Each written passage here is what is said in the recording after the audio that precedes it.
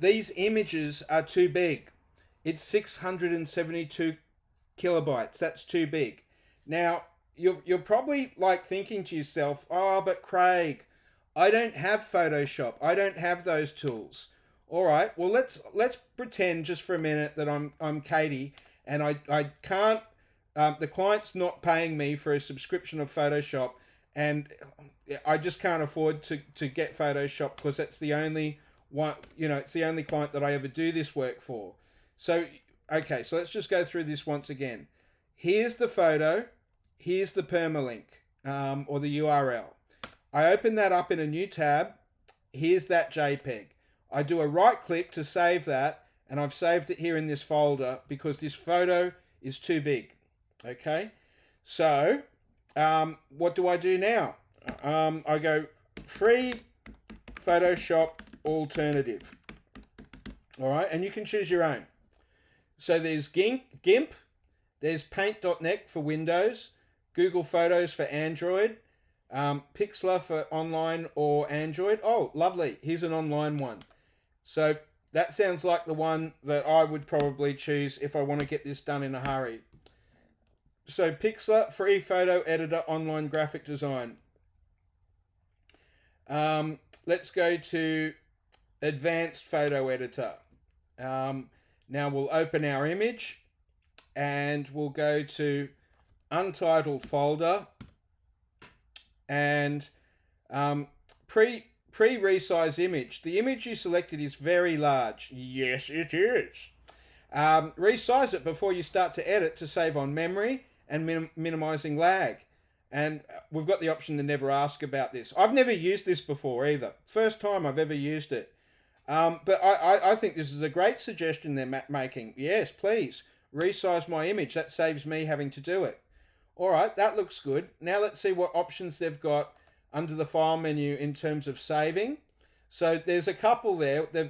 I note they've got save and they've got export, but they've only got export as a PNG. And this type of image doesn't suit being a PNG.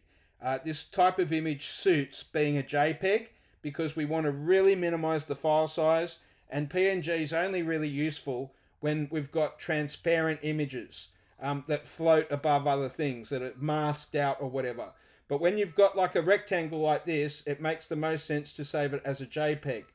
So let's see what save options they've got.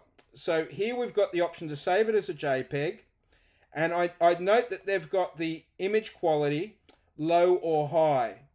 Now, unlike Photoshop, it's not showing me the file size here. Oh, yes, it is. It's even showing me the file size. Sorry, my mistake. I didn't spot that. Look at this.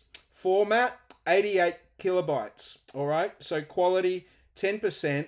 Now, when you've got a JPEG image at this size, which is HD quality size, 10% is still very, very good quality.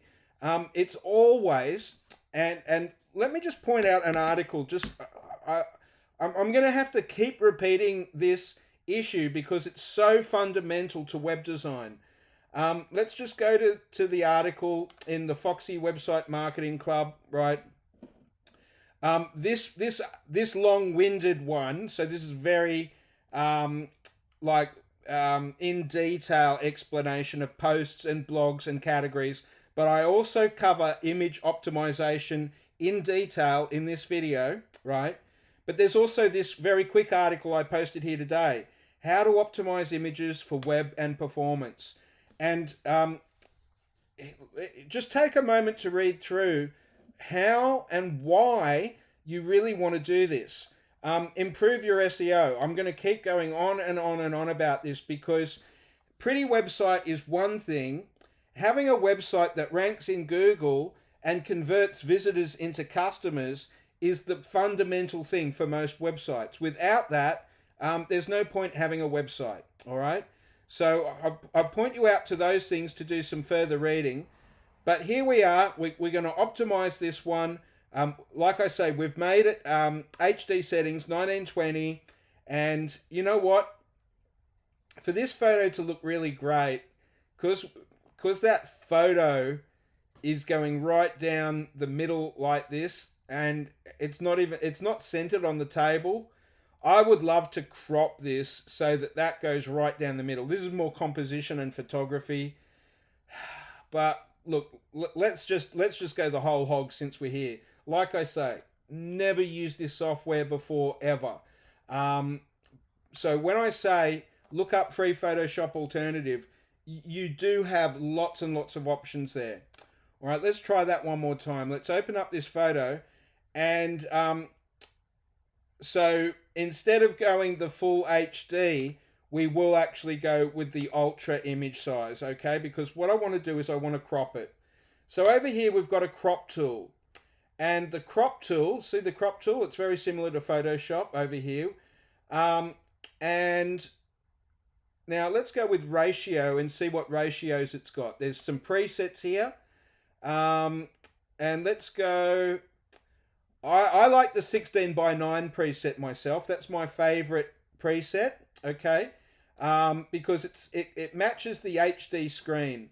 And now we can see our rule of thirds here. And do we want more table or do we want more roof? If we using our rule of thirds, I'm going to suggest that the best way to do this photo is that way. Or is this too claustrophobic now? Do we feel like the roof is too low in on us? Let's just bring this up a bit to the middle and see if that's better. That makes the room feel a bit more airy, I feel. I'm probably going to go with the center on this one, where that vanishing point of that table is in the center and centered. Look, that's probably my favorite crop for this, but you can experiment with that. Now let's save this. So we'll save it once again as JPEG. We'll save it as a quality of 10. Okay. And I am going to make this video public now because this is fundamental stuff when it comes to web design. Absolutely fundamental. And I'm just going to keep going over these basics again and again and again to try and help people understand how important these things are.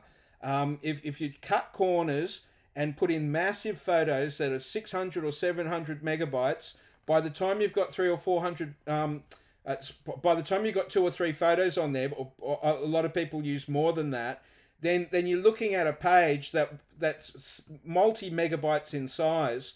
I mean, I can show you websites that I have that have literally hundreds and hundreds and hundreds of products, and the whole website weighs under 500 megabytes. So, like, just keep that in mind, because Google is watching this carefully, and that's how part of the way Google ranks your website is on how fast it loads. All right. So now when we put in our measurements of 1920, we come up with that HD video aspect of 1920 by 1080, which is one that I use again and again and again.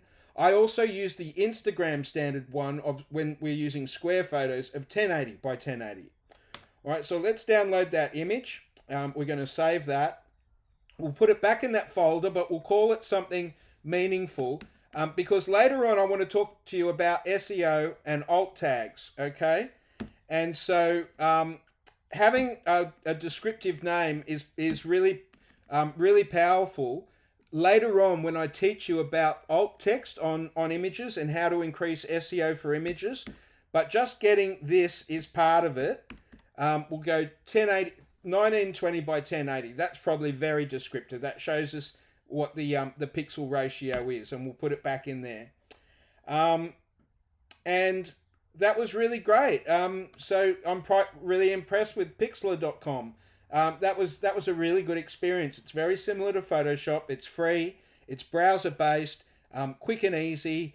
That made a lot of sense. All right. So now, when we go and instead of using this image, that is, let's just have a look at this again. 672 kilobytes. Now we've got one that is what, roughly a tenth, almost a tenth the size. So hopefully you can see the importance of getting those images right like that. So we'll upload that one to our featured image and press Save Featured Image and press Update. All right. And now when we've pressed update, so we know now we can go to that projects page and have a look at it, because I don't think it's in the menu yet. So we'll just take our shortcut there. And now there's our Remington Hotel with now, okay, I can see a bit of discoloration there now on that image in the background, and maybe Pixlr doesn't optimize the images quite as well as what Photoshop does.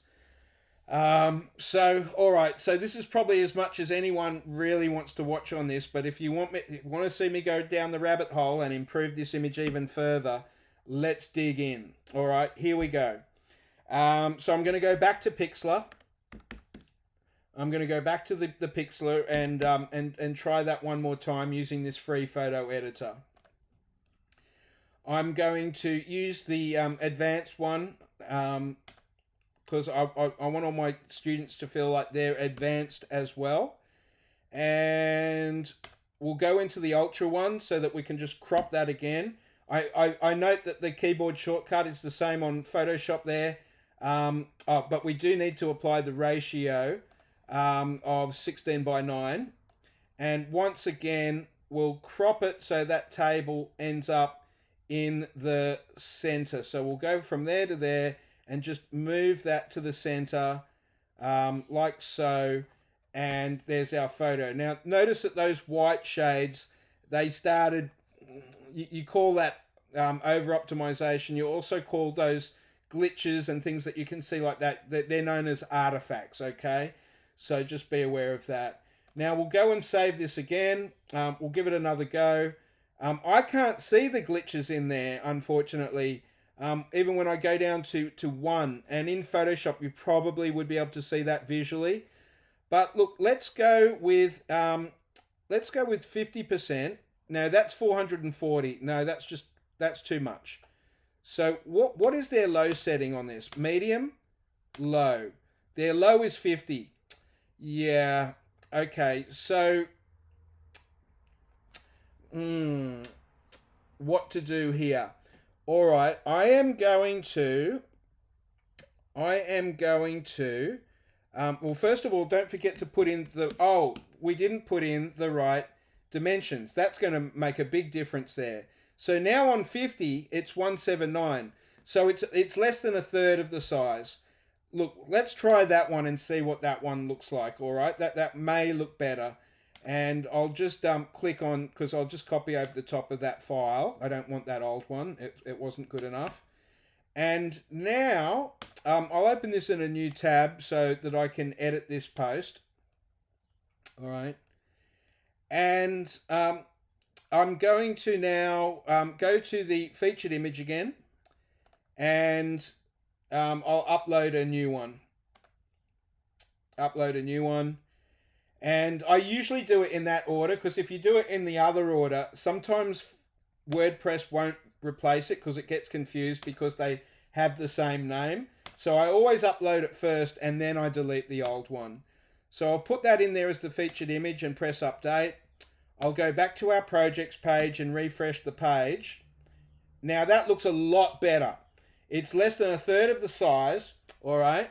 But as I said, we're going down the rabbit hole now, so let's just take this one step further again.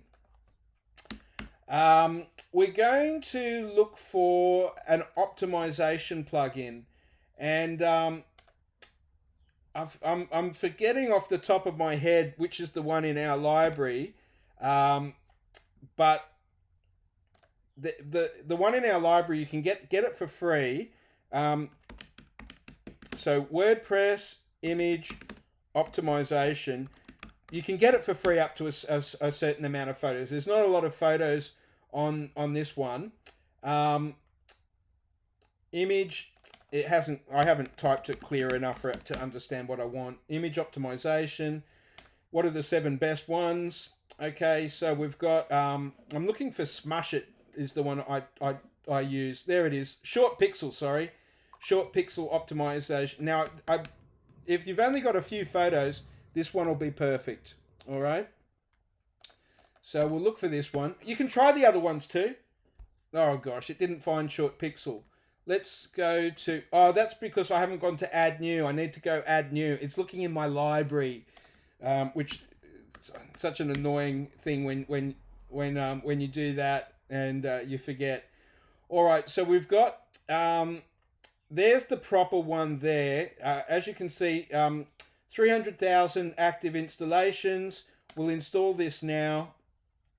All right. And what this might do is it might probably, all the photos that my clients added, right, we can maybe fix them up in one go as long as we don't hit our limit. Like there's going to be a limit on this free version, okay?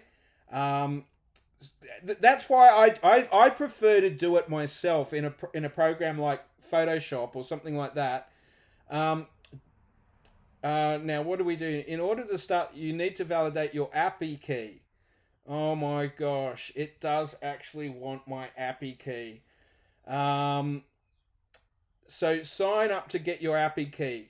All right, I don't want to show people my API key, so I'm just going to put this on pause. You can get your own API key. I'm pretty sure they give you an API key for free, but I'm just going to apply my my paid for one here. But I'll just put the video on pause while I do that because I don't want to hand out my API key obviously willy-nilly on the internet. All right, I've applied my API key and now it's saying compression type lossy, glossy, or lossless. Lossy compression is recommended. Now, because we're putting it in at high res, like 1920, right, by 1080, which is huge, I'm going to go with lossy. But if you're a photography website or something like that, or potentially even this website, which is interior construction, you might want to choose glossy. We can always change that later. But look, I trust this program and I think its lossy setting is really great. We're going to resize those large images too to 1920 by 1080. Now, I am going to then go to save changes. I'm going to go save and bulk process. But just before I press it, I'm going to go and put it on pause just in case it shows that API key one time again, which I don't want, obviously. So I'm just going to pause and press save and go to bulk process. Resume.